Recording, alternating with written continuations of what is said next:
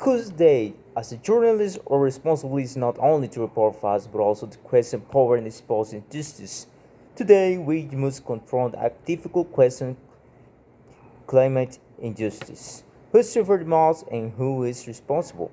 Climate change is often described as a global problem, but the consequences are not shared equally around the world. The communities that contribute the least to greenhouse gas emissions are the ones experiencing the most severe impacts. Small island nations face rising sea levels that threaten their homes and cultures. Farmers in developing regions struggle with unpredictable droughts and floods. Meanwhile, millions of low-income families are forced to deal with extreme heat, water scarcity, and food insecurity.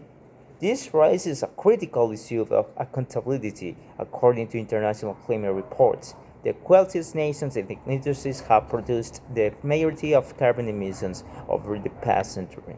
Yet, those same nations often have the resources to adapt. A stronger infrastructure, disaster response systems, and financial support. The contradiction is clear.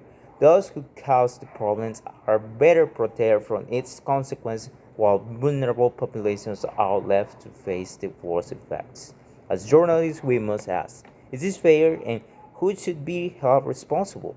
Many governments publicly promise climate actions, signing international agreements, and announcing ambitious goals. However, the reality often tells a different story. Fossil fuel production continues to expand, environmental regulations are sometimes weakened for economic gain.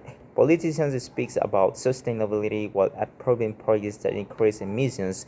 This gap between words and actions reveals a troubling contradiction in global climate leadership.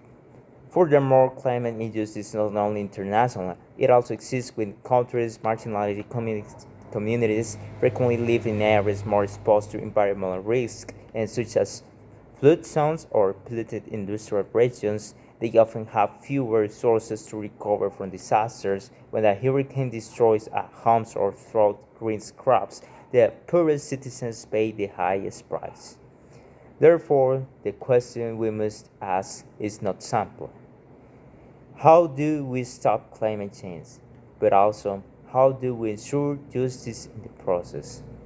True climate responsibility requires more than promises.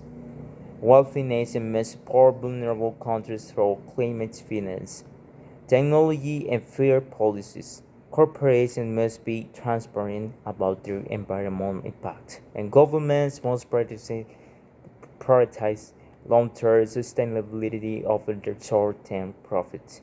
As journalists, our duty is to keep asking difficult questions and holding leaders accountable. Climate change is not only an environmental issue, it is a matter of ethics, responsibility, and human rights. If the world truly believes in justice, then climate solutions must protect those who are suffering the most.